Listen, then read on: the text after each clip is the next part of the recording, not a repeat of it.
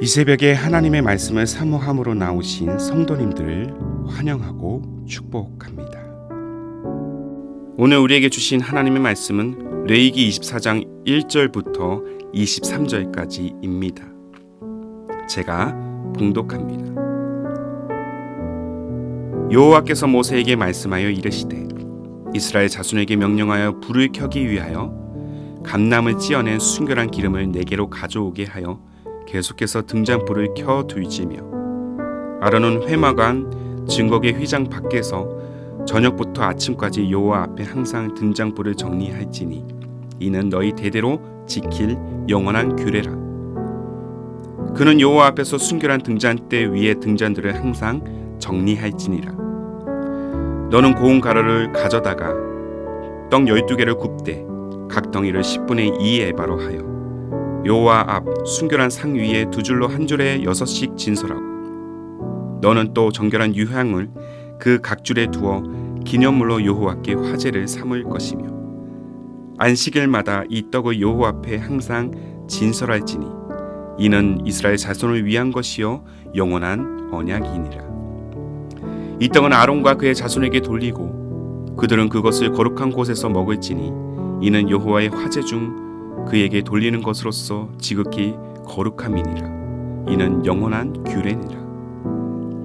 이스라엘 자손 중에 그의 어머니가 이스라엘 여인이요 그의 아버지는 애굽 사람인 어떤 사람이 나가서 한 이스라엘 사람과 진영 중에 싸우다가 그 이스라엘 여인의 아들이 여호와의 이름을 모독하며 저주하므로 무리가 끌고 모세에게로 가니라. 그의 어머니의 이름은 슬로미시요 단지파 디브리의 딸이었더라. 그들이 그를 가두고 여호와의 명령을 기다리더니 여호와께서 모세에게 말씀하여 이르시되 그 저주한 사람을 진영 밖으로 끌어내어 그것을 들은 모든 사람이 그들의 손을 그의 머리에 얹게 하고 온 회중이 돌로 그를 칠지니라. 너는 이스라엘 자손에게 말하여 이르라.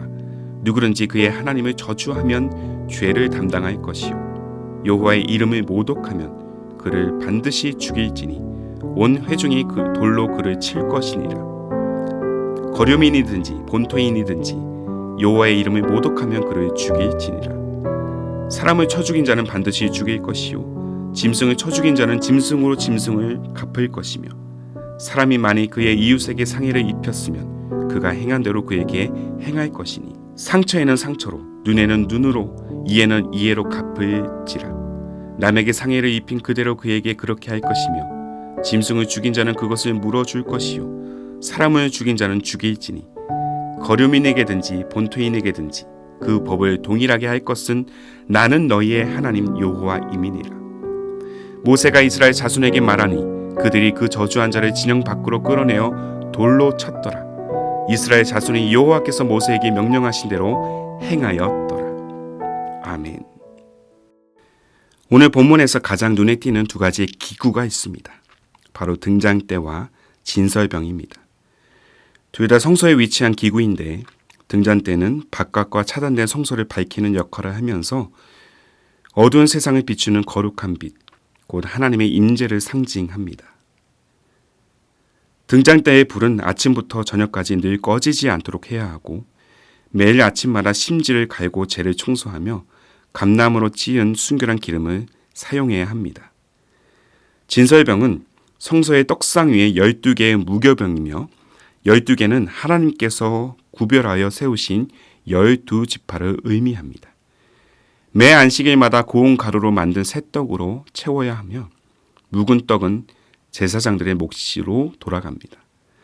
진설병은 요한복음 6장에서 예수께서 자신을 가리켜 생명의 떡이라고 하셨을 때 그 떡과 연결되는 것입니다. 떡을 나눔으로 인해서 하나님과 우리와의 교제가 끊이지 않는다는 의미인 것이죠. 자, 여기서 우리가 주목해야 될 것은 등잔대와 진설병을 관리하는 모습입니다. 등잔대는 감람으로 찌은 순결한 기름으로 늘 채워야 하고 진설병은 고운 가루로 반죽을 해야 합니다. 이 과정이 본문에 분명히 기록되어 있죠. 자, 본문 2절과 5절의 말씀입니다. 먼저 본문 2절의 말씀을 읽겠습니다. 이스라엘 자손에게 명령하여 불을 켜기 위하여 감람을 찌어낸 순결한 기름을 네게로 가져오게 하여 계속해서 등잔불을 켜둘지며. 5절의 말씀입니다. 너는 고운 가루를 가져다가 떡 12개를 굽되 각 덩이를 10분의 2 에바로 하여. 자, 여기서 순결하고 곱다는 것은 어떤 부정함에도 오염되지 않음을 의미합니다. 이는 하나님을 향한 우리의 마음의 태도와 연결이 되는 것이죠. 자, 오늘 본문에서 이 순결이라는 단어가 2절과 4절, 또 6절까지 3번이나 반복되고 있습니다. 그만큼 하나님은 자신에게 순결이 얼마나 중요한지를 백성들에게 지금 강조하시는 것입니다. 순결에 대한 하나님의 그 명령에 따라서 하나님과 우리 사이에 어떠한 부정한 것도 끼어들지 않은 그 순결한 관계로 우리가 나아갈 때 하나님은 어둠에 처한 우리를 밝은 빛으로 인도하시고 가난과 슬픔, 고통에 매인 우리의 삶에 필요한 것들을 채우시고 공급하시며 두려움과 공포에서 우리 영혼을 보호하실 것입니다. 이것이 순전한 믿음을 가진 자들을 향한 하나님의 놀라운 섭리인 것이죠. 그러나 하나님은 결코 형식만을 취하지 않으십니다. 형식과 제의 속에 깃든 백성들의 그 중심, 그 순결한 마음을 먼저 보신다는 것이죠. 하나님을 믿고 하나님을 예배한다고 고백하는 자들의 그 내면이 정말 하나님을 향하고 있는지를 먼저 보신다라는 것입니다. 아무리 화려하고 아무리 웅장한 예배를 준비하고 아무리 많은 제물을 드린다고 해도 순결하지 않으면 하나님은 그 예배를 결코 받지 않으실 것입니다. 하나님이 원하시는 예배자는 요한복음 4장에 기록된 바와 같이 이 산에서도 저 산에서도 드리는 형식적인 예배가 아니라 영과 진리로 드리는 예배입니다. 오늘 우리는 신령과 진정으로 곧 성령의 역사하심에 의탁하며 진실함으로 예배를 드리고 있는가를 늘 점검해야 될 것입니다. 혹 오늘 본문에 등장하는 애굽 사람이자 슬로미시라는 여인의 그 자녀처럼 하나님의 이름을 모욕하고 더럽히고 있지는 않은지 자기 자신을 정직하게 직면해야 한다는 것입니다. 자신이 그리스도인이라고 하면서 일상에서는 기독교 신앙과 전혀 상관없는 삶을 사는 자들, 오히려 하나님을 부인하고 갖가지 부정한 행실로 하나님을 모욕하는 자들이 이 땅에 얼마나 많은지 모릅니다. 교회는 다니는데 하나님을 예배하지 않는다면, 자신의 욕망을 채우기 위해 하나님을 이용만 한다면 이는 결코 하나님의 사람이라 또 구원받은 자라 할 수가 없는 것이죠. 자, 본문에서 이러한 자들의 최후를 이렇게 기록하고 있습니다. 자, 본문 16절의 말씀입니다. 여호와의 이름을 모독하면 그를 반드시 죽일지니 온 회중이 돌로 그를 칠 것이라. 거류민이든지 본토인이든지 여호와의 이름을 모독하면 그를 죽일지라. 오늘 저와 여러분은 순결한 마음으로 하나님을 섬기는 자입니까? 아니면 하나님을 모독하는 자입니까? 우리가 매일 매순간 말씀 앞에 서서 가장 먼저 간구해야 할 것은 하나님을 향한 우리의 믿음, 우리 영혼의 순결함입니다.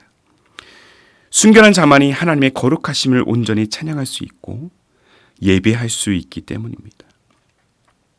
사랑하는 성도 여러분, 순결이란 하나님을 향한 깨끗한 마음이란 사실을 기억하십시오. 그러므로 우리가 하나님 앞에서 예배를 드릴 때, 또 예배를 넘어 일상에서 하나님의 빛, 하나님의 말씀을 온전히 드러낼 때 반드시 우리에게 필요한 전제가 있다라면 바로 하나님을 향한 우리의 순결한 마음인 것입니다. 외적인 형식을 넘어 온유하고 정결한 마음으로 내 영혼을 단장하며 오직 하나님만을 섬기며 사랑할 때 비로소 우리는 어떠한 상황 속에서도 하나님의 섭리, 하나님의 은혜, 하나님의 보호하심을 경험할 수 있을 것입니다. 무엇보다 우리를 향한 그 하나님의 마음이 순결하다는 사실을 기억하십시오. 자, 시편 19편 8절의 말씀입니다. 여호와의 교훈은 정직하여 마음을 기쁘게 하고 여호와의 계명은 순결하여 눈을 밝게 하시도다. 우리 구원을 위해 제 아들 예수 그리스도를 이 땅에 보내심으로 우리를 향한 자기의 사랑을 확증하신 하나님, 우리를 향한 하나님의 그 사랑만큼 이 땅에 순결한 사랑은 없습니다. 우리는 이 순결한 사랑과 은혜를 입은 자들입니다. 그러므로 마땅히 우리 또한 이 은혜를 힘입어 순결함으로 우리의 마음을 다해, 우리의 뜻을 다해, 우리의 목숨을 다해 하나님을 사랑하는 인생이 되어야 하지 않을까요? 그렇게 우리 모두가 예수께서 주신 이 새 계명을 따라서 순결한 믿음을 회복하고 이로 인하여 하나님의 섭리를 누리는 귀한 여정, 축복의 여정이 되기를 주님의 이름으로 축복합니다. 그렇게 순결함으로 하나님을 바라보는 우리의 삶이 될 때 그 하나님의 놀라운 섭리를 우리는 늘 누리며 그 안에서 새 소망을 발견하게 될 것입니다. 기도하겠습니다. 신앙이 많고 많은 외적인 형식과 모습보다 마음의 중심, 순결한 마음을 원하시는 하나님 아버지, 때때로 우리의 인생은 하나님께서 우리의 믿음의 중심이 되셔야 함에도 불구하고 하나님이 아닌 다른 것에 더 많은 관심을 두는 우리 영혼의 연약함을 용서하여 주옵소서. 무엇보다 우리의 인생이 하나님 앞에서 순전하기를 원합니다. 하나님 마음에 합한 자였던 다윗처럼 우리의 모든 상황, 모든 감정, 모든 죄악, 모든 연약함을 계산 없이 정직하게 내어놓는 믿음이 되게 하여 주옵소서. 부디 우리의 계산적이고 이기적인 마음과 행동으로 하나님의 이름을 모독하지 않도록 성령이여 우리의 영혼을 붙들어 주옵소서.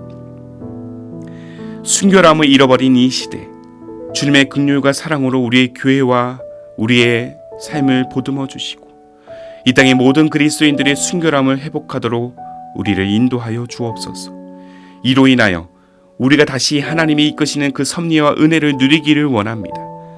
우리가 먼저 이 순결함을 추구하는 삶이 되게 하여 주시고 한 걸음 더 나아가 마침내 우리 교회가 하나님이 기뻐하시는 순결한 믿음의 공동체가 될 수 있도록 우리를 세워 주옵소서. 그렇게 우리의 순결함을 통해 일하실 우리 주님 예수님의 이름으로 기도하옵나이다. 아멘. 오늘도 주신 말씀에 따라 두 가지 기도 제목을 붙들고 함께 기도하기를 원합니다. 먼저는 하나님은 외적인 형식보다 마음의 중심, 내면의 순결함을 원하신다는 그 사실을 우리가 늘 잊지 않고 순결한 신앙의 회복을 강구하는 삶 되게 하옵소서. 한 걸음 더 나아가 우리의 순결한 마음과 삶을 통해 일하실 하나님의 놀라운 섭리와 은혜를 소망하며 온전한 믿음으로 나아가는 우리의 삶과 우리의 가정, 우리의 신실한 교회가 되게 하옵소서. 이 두 가지의 기도 제목을 간절한 마음으로 고백하며 기도로 하루의 삶을 열어가시기를 바랍니다. 함께 간절한 마음으로 기도하겠습니다.